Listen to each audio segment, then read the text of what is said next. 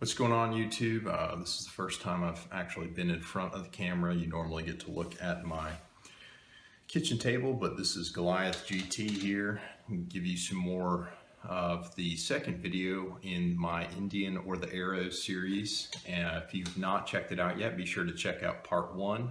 I'll put the link somewhere around here for you to follow, where we check out the accuracy of the 4 guns. The 4 firearms that we're evaluating is the CZ75 SP01 Shadow Custom from the CZ Custom Shop, the AccuShadow, also an SP01 variant, the 75B, and the 75 Compact. So what we're trying to do today is the myth that you'll hear perpetuated on the internet is that the heavier frame soaks up recoil, keeps the muzzle down. For those of you who are not familiar, the SP01 has a full-length dust cover. That's an all-steel frame, and it's about 6 ounces heavier than the 75B, which has a short dust cover. It also has a tapered slide, so the slide is about 1 ounce lighter, whereas the SP01 has a thicker walled barrel, so the slide assembly is about 1 ounce heavier. So the firearms are similar in operation, but one frame is just significantly heavier.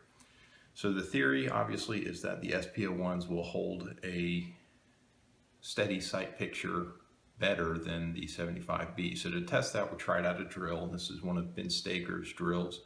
Just run a target out to 10 yards, and I had an IDPA target that I taped up an A zone in the center of. Get a sight picture on the A zone, don't aim hard or anything like that, and then just run the trigger twice as fast as you can. Then you're going to repeat that. Did a total with each gun of 24 pairs, and to spare you from watching me shoot and reload 48 shots per gun, I just showed the first magazine. If you stick around, I'll slow down the video in slow-mo. So that's the drill, and I shot them in the order of the Shadow Custom, AccuShadow 75B and 75C. The purpose being that if the SP01s, which should handle recoil about the same, were going to have any advantage, I wanted them to have that advantage when I was cold up front, and then if any guns got the benefit of the doubt of me having warmed up, it would have been the smaller guns to kind of prove a point. As far as where I'm at as a shooter, to give you an idea, I'm a B class shooter, kind of in the middle of B, about a 67% right now. So without further ado, I guess we'll kind of get in there. And the reason I shot the SP01s is because the 2 guns are going to perform about the same. I shot them back to back like that simply to create a control for the other 2 guns.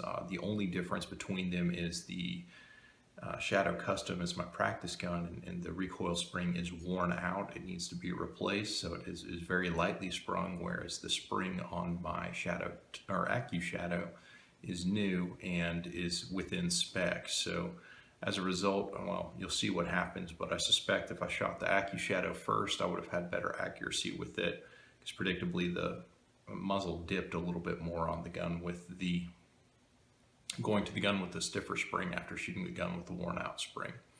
But I won't give away any spoilers. Just check out the video and you can see kind of what happened. The way these targets are scored is shoot the groups, count how many shots are outside the A zone. So I'll let the results kind of speak for themselves.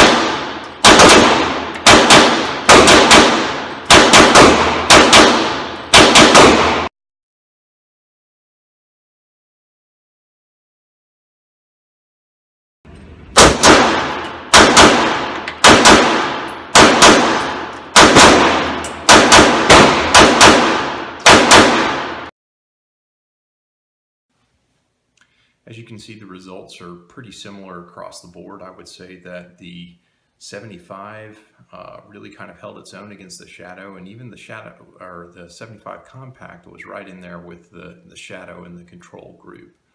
The recoil impulse is definitely a little bit more abrupt on the 75 full size, and I would say it's sharper and a little bit more surprising, maybe a little bit more violent in the 75 Compact, which is to be surprised, or which is no surprise. The ammo that I used was all my own reloads. They're all about 130 power factor kind of gamer loads that I use in practice, and all the guns handled them just fine. I really was fine with any of the pistols. I didn't really feel there was any discernible advantage using my SP01 and my 75. I've shot several matches with just my regular old 75, and I really don't know that the SP01 gives me any advantage as far as sight settling down faster than my 75.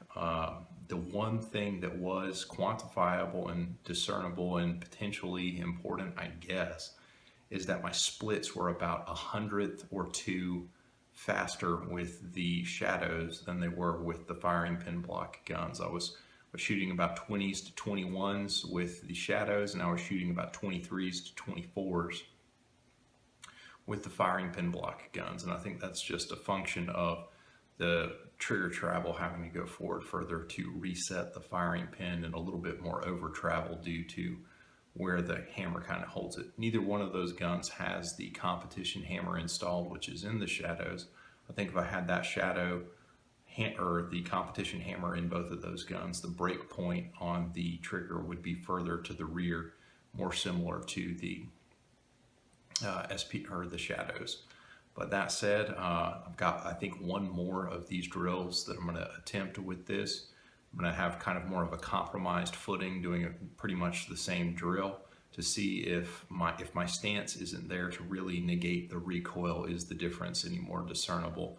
I had a couple tests in mind, but I'm starting to realize that I think that the error is, or the difference is really behind the gun, not so much in my hands. So anyway, stick around for the slow-mo footage. I've got my Cook ammunition jersey on here. If you are a competition shooter or thinking about it, get some minor loads from my buddy Patrick Cook. You can look him up at Cook Ammunition on Facebook. He meticulously inspects all of the ammunition that he sells, and it is all guaranteed to make 130 power factor out of a 4-inch barrel. He loads a 147 minor, and I think he loads a 40 caliber load of a 180 major. So check him out. Just send Patrick a message, let him know you saw my video. As always, I appreciate it. If you like this and want more content like it, please like the video, share it, subscribe. All of that's appreciated, and see you next time.